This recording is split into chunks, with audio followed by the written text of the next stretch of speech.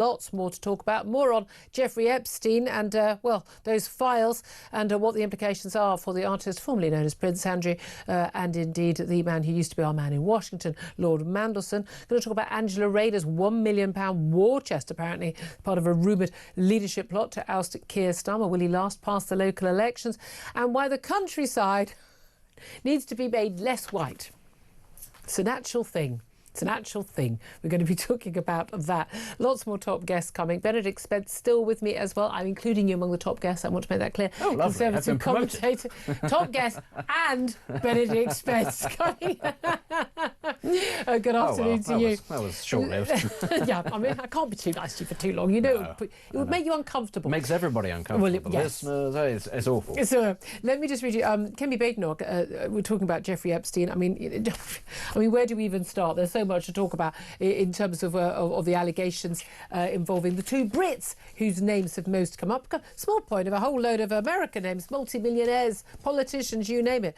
But the focus has been here on Andrew Mountbatten-Windsor and as he is still, Lord Mandelson.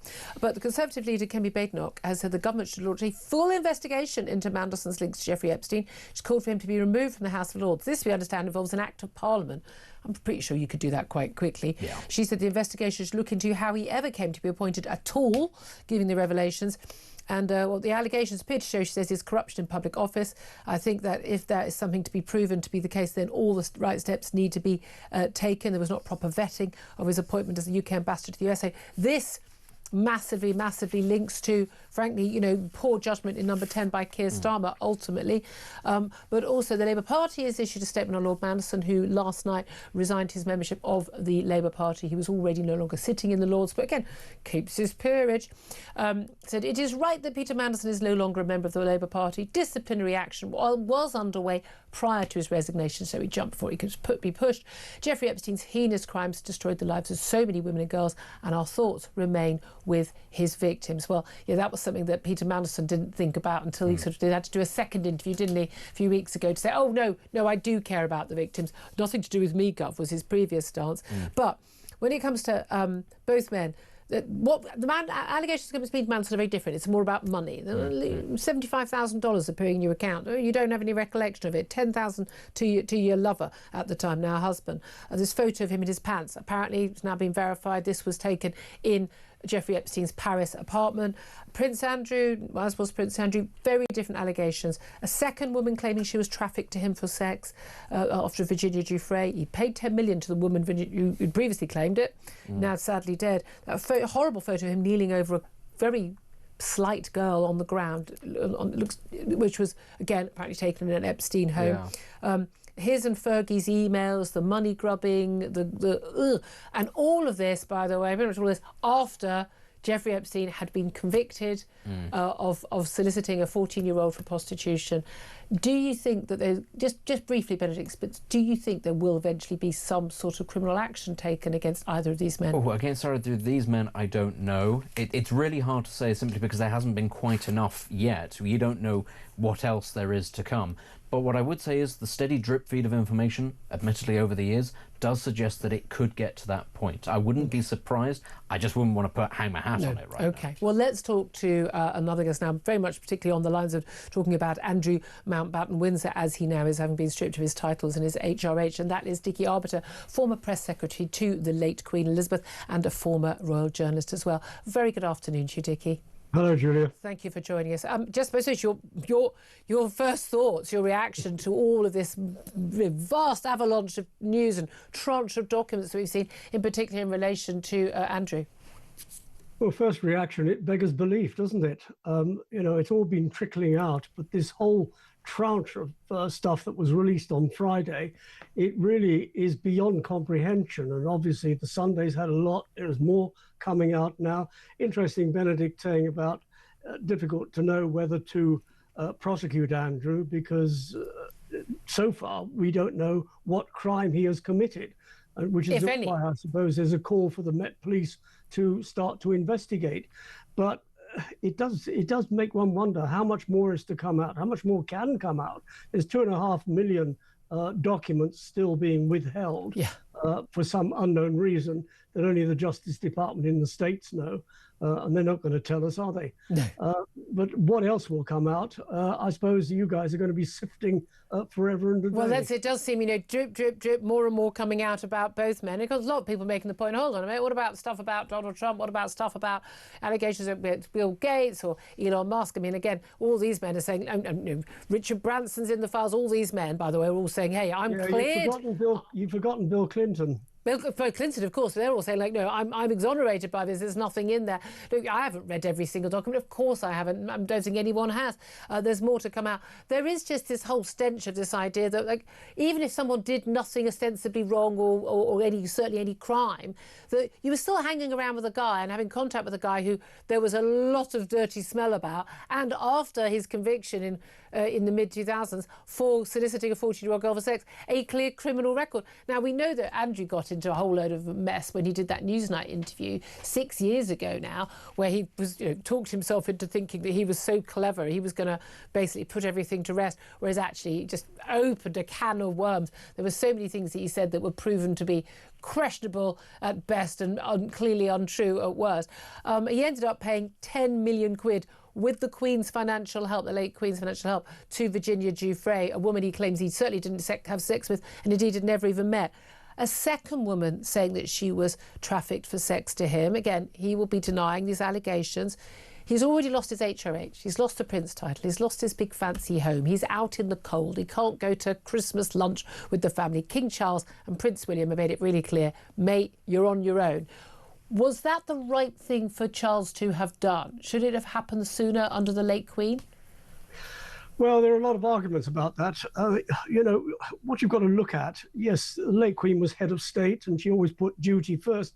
But at the end of the day, she was also sort of trying to get the right and right the wrong with her son. And that's the key to it. He was her favourite. Sorry? He was her favourite. Could he do no wrong in her eyes? Well, as far as all the children were concerned, they couldn't do any wrong. Andrew has always been labelled the favourite. He was the firstborn in the second family, where the Queen was able to spend more time with him and Edward than she was able to do with Charles and Anne all those years ago. But yeah, I suppose at the end of the day, he was a bit of a favourite, but she was also dealing with her son. Yeah. And she was of an age where she didn't want hassle. She had mobility issues. She wasn't in the peak of health. And she left a bit of a ticking time bomb for her son and heir.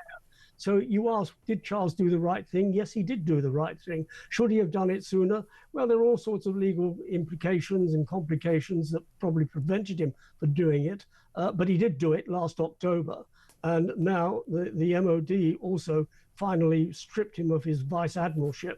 So what he is, he's gone back to his substantive rank. And all he is now is Commander Andrew Mountbatten-Windsor retired, Royal Navy retired. Yeah, I mean, again, give all credit to him. And, Prince Harry, we can slag them off. They did actually serve their country in the military and all credit to them for that. But again, Andrew had a lot of other jobs like UK trade envoy, lots of question marks about what he was, whether he was doing a lot of this actually for his own personal gain and his friends' gains, and then multimillionaires. I mean, he never met a dodgy billionaire he didn't like. Same, I would say, for Peter Mandelson as well. But a little bit earlier, we spoke to Di Davies, he used to be head of Royal Protection, and he said there need to be investigations, of his trade envoy role, of the security services, what they knew. The vetting that went on certainly went on. The palace, what did they know? But also, what did his Royal Protection Squad know? Because you will know how things go up the list. He was saying basically, I would have gone to a senior figure. It would have gone to the then Queen's private secretary, principal private secretary. This would have gone up the line. But we know Andrew had Royal Protection officers when he was travelling to go and stay in the home of Epstein. Once he was already convicted of these horrific crimes, he'd already pleaded guilty, well, no contest, effectively, to soliciting a 14-year-old girl for prostitution. And we're told by Andrew he wanted to cut off his relationship, but he was a good friend, so he did it in person. I mean, absolute nonsense. But honourable was the word. Honourable, that was it. But these Royal Protection officers would have had to be with him. They were there. By all accounts, everyone who went to either the island or to his Epstein's New York home said that there were just like numerous 14 clearly underage girls wandering around. He didn't have a kid himself. It was clearly questionable. Surely they would have gone, whoop, whoop, flag this up to someone higher. It would have gone all the way up the line. It would have gone to the Queen's senior staff, say, hey, you know, ma'am, perhaps you need to intervene here. Do you think that's what happened? Well, you've raised a very interesting point in terms of the protection officers. He would have had them 24/7. And what is interesting is that the Met Police seem to have closed ranks because there hasn't been a whisper about anything about the protection officers. And you have to ask why. Is this why the Met are being asked to reopen investigation, to investigate their own people? We know that they close ranks. We know that there's an element of whitewashing when it comes to investigating their own ranks, unless it's lower down the chain. And they have a lot to answer for. What were the protection officers doing? Did they take note of what was happening? They were there, as you rightly say. They were there every step of the way. Why haven't they been questioned? Why hasn't information come out in what their role was in this whole sorry saga? Can I ask you whether you, as the former press secretary to the late Queen Elizabeth, were you aware of any rumours or anything at all? We weren't aware, which is quite interesting. We knew that he was meeting various people and they were dodgy people. We didn't hear much of a whiff in terms of Epstein. Interesting point you made earlier on about money. I think Andrew has always been driven by money, not helped at all by his ex-wife, who is more than driven by money. I mean, she goes through it like water drips from a leaking cup. So, no, it's interesting that we didn't know much that was going on. We knew he was trade ambassador. We knew he sort of slung his golf clubs in the boot of the aircraft so that he could play golf while working, mixing business with pleasure. I mean, don't lots of people do that, you know, tag on a couple of days. Yeah, but the taxpayer's not paying for it, are they? Yeah, yeah. That's the key thing. But actually, do you think a lot of this is just about money? I look certainly with Peter Mandelson. I mean, I'm sorry, I know your area of expertise isn't necessarily that side of the political side of it. But I mean, every time he's been, you know, he's had to resign, it's always basically been involving him with some, you know, very rich men who clearly can help him. I mean, a man who doesn't recollect having $75,000 being put into his bank account over a period of months. I think most of us would notice that. But I think a lot of people are very perplexed by how the royals can be so sort of money grubbing. You think, well, but they live in palaces. They've got entourages. They've got all the security. They've got everything's being paid for. Surely, why do they need so much? Why do they have to go cap in hand to get money from an American billionaire? Well, you're talking about one person. You're not talking about the whole royal family, because they don't do that. They get money, yes, from donors for their charities, for the charitable work that they do, and it goes. King Charles gets them when he was a prince in a carrier bag, a little bit questionable. Well, it goes off in the right direction, but when we talk about money, Fergie was always broke. Fergie and Andrew were living together, and he wasn't unaware of what was going on. And yes, you've got to ask questions. How was he able to buy a very large chalet in Verbier? Yeah. How was he able to... Sold for 10 million in the end, wasn't it? Something like that, yes. And how was he able to pay off Virginia Giuffre? You know, there are all sorts of questions. There's no reason for him to have that money. He wasn't paid like for that role as trade envoy or anything like that. He certainly did. You know, he had his military pension. His stipend from the Queen didn't account for that money, and yet there's just all this money sloshing about. All of it is washing about. Yes, well, I mean, all he got is his Royal Navy pension, is 20,000 quid. That doesn't go very far. That doesn't buy you a chalet in Verbier. It doesn't. But no, I mean, the whole thing was money driven, bound to be money driven. And in Andrew's case, money and sex. As we're beginning to discover. Where it all ends remains to be seen. Should both Andrew and indeed Peter Mandelson, should they be forced to go? Well, should they be encouraged, shall we say? We can't legally force them, and we don't want a situation where Britons would be forced to this, but should they give evidence to Congress or answer questions from the FBI? We know that the FBI have been trying to question Andrew for years. It's another interesting point you raise. You see, the thing is that Andrew is a foreign national, so if he is questioned, he can't plead the Fifth because he's not American. Good point. And if he answers every question, which he's perfectly entitled to do, with a no comment, that already puts not just one big question mark, but a whole battalion of question marks over him. So, and he's not very good at thinking on his feet, as We've seen that in Newsnight interview. So it would be a disaster if he did. If you remember, if you cast your mind back, he did say at one stage that he would be prepared to stand up and defend himself, but he was talked out of that because American lawyers would rip into him and he wouldn't survive. So asking him to give evidence, very difficult one. He can't think on his feet. He can't think, period. But he can't think on his feet. Or sweat, apparently. it would be an even bigger disaster than Newsnight. Wow, that'd be worth watching. And given we're still talking about that Newsnight, it's 6 years on. I asked you if you were aware. You say you were not aware. You know, other people, but if you had been made aware, if something had come up the line from the Royal Protection Officers through the ranks, and you were told, look, you know, the Queen's son is going off and staying with this guy who, we're pretty sure, you know, he's been convicted of this paedophile crime. He's definitely dodgy. There's definitely a lot of 14, 15-year-old girls. What would you have done? Who would you have told? If we had got wind of it, we would have gone to the private secretary, who was the ultimate boss, who would then have conveyed it straight to the late Queen. And he would have. He would have done that, 100%? Would have done that in exactly the same way. If I'd been there on this Newsnight interview, I would have walked in front of the cameras and pulled the plug, because no way should it ever have happened. Yeah. And he probably got them in there on the pretext that, as far as telling his late mother, that yes, he was doing an interview for Newsnight. It was all about Picture the Palace, something innocuous. He certainly wouldn't have told her that it's all about his dealings with Jeffrey Epstein, because even she, at that age, alarm bells would have sounded, and she would have gone down to her private secretary and said, deal with this. Make it not happen. Fascinating. Always so good to talk to you. Thank you so much, Dickie Arbiter, former press secretary to the late Queen Elizabeth. Benedict Spence, really interesting there. He wasn't aware. If he had been aware, being very clear that, you know, it would have gone up the ranks and the Queen would have been told, because a lot of people saying, we've had a caller pointing out, and it's something that, you know, a lot of people saying that you don't have to be a Republican or a monarchist, it's irrelevant. You know, should the palace have taken more action? I don't believe for a nanosecond that senior people in the palace, the most senior, were not aware, from what Royal Protection Officers and others are saying, that Prince Andrew at the time was spending time with someone who was very, very questionable and should be steered away.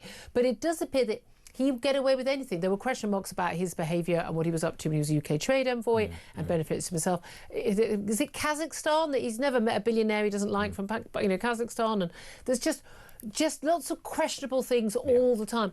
Whether we just had a very indulgent mother that, you know, the Queen just literally, she just adored him and he could do no wrong. We don't know what happened, but I don't believe for a moment that there weren't senior people who had a clue of what the hell was going on. Almost certainly. Even if she didn't know all the details, there were people around her. There were people around her in her employ who did know the details and either kept them from her for specific reasons or felt she didn't need to know or whatever. But either way, at the very top of the circus, so to speak, there were people that knew what was going on. Otherwise, a lot of the steps that were taken subsequently wouldn't have been taken. Yeah. And this, I think, is not an unfair thing to say. You're a Republican, I'm a monarchist. This is a failing of our system. If you actually have somebody who is prepared to turn a blind eye for personal reasons, because it's a member of the family, and by definition everybody involved is going to be a member of the family, that's a problem. But I'm a Republican who, I mean, again, I know a lot of you don't like that, but I am always very straight about my views. I don't give views that just because I think they're popular. I know it's an unpopular view, but I've always had huge admiration for the late Queen. I rather like the current Queen as well, but the late Queen, she seems like a good egg. But she put duty before family again and again and again. Did she on this occasion, or did her staff fear that she would have put family before duty? And that's the question there. Was it that the staff felt that this would have been too much of a thing for her to make? No one wants to tell someone's mum, an elderly lady. Of course not. Although, having said that, of course, she was pretty consistent throughout her life and being able to take quite difficult decisions. But this is perhaps something, therefore, we need to know. Like, how much was withheld from her because senior officials felt she wouldn't be able to make the right decision, Or in fact, was she told everything and she has still made decisions with all the facts open to her? And also, what is the process by which, if stuff was withheld from her, by which a senior official can make that judgment? Yeah. Do they have to sign it off with somebody else? Is there a degree of accountability within the organisation? I also don't believe that the government didn't know. I mean, there were rumours. I worked at Westminster around this time. Yeah. There was a lot going around. And again, there's just lots of people go, oh, why don't you write about it? If you haven't got the facts yourself, but you're hearing from people who you know have always been right about stuff before, and you know that their sources are impeccable. That there was stuff going around. No question. Lots of stuff did make it into the papers, but it's done in a kind of can't be legally done for it sort of way. But this is the thing, and again, it's the same about the sort of, okay, we may not have all heard of Jeffrey Epstein back in 20 odd years ago, but the American public absolutely knew who he was. He was honestly, people would have known who he was, and when Prince Andrew was visiting him, people would have known that was happening. With the sheer number of allegations against Jeffrey Epstein for all sorts of things beyond simply the sexual abuse allegations and convictions, it is simply inconceivable that our security services would not have known every single detail. And if they know every single detail, then they know how that impacts the royal family. And then we're also getting into Peter Mandelson and how the hell did Number 10 appoint Peter Mandelson as our trade envoy, as our ambassador to the United States, given his past, and again his close business dealings with China, his history of dishonesty. He lost 2 jobs twice. He lost 2 jobs for lying, and not just lying to the public. Lying. I mean, the first allegation was about getting a loan for his house, lying probably to his mortgage company. I mean, that was the allegation at the time. But certainly lying to the Prime Minister who appointed him both times, and that was Tony Blair and then Gordon Brown. As I said, he lies 4 times before breakfast. It's what he does. Everyone thinks he's so clever. If he's so clever, why does he keep getting caught? I was going to say, actually, how many Labour Prime Ministers have there been again? Because there's a good chance that Peter Mandelson has lied to all of them. I was going to say, he's either related to them or lied to them. No, but this is the thing. I mean, I'm sorry. That's quite an achievement. I mean, he didn't speak to me for years and years and years, and then he came on our election night show. But I think because he was just in the building doing other stations, and he probably didn't even know it was me. But he absolutely hates me. It's like, it's mutual, mate. It's mutual. But you can sort of admire the chutzpah on one level, but. If you're hanging out with them, and this defence he gave in an interview recently, but I'm gay, I wouldn't have known about this. Sorry, but you played. So he used to he would literally, there would be, letters sent to editors and broadcasters, don't mention he's gay because it's his personal business.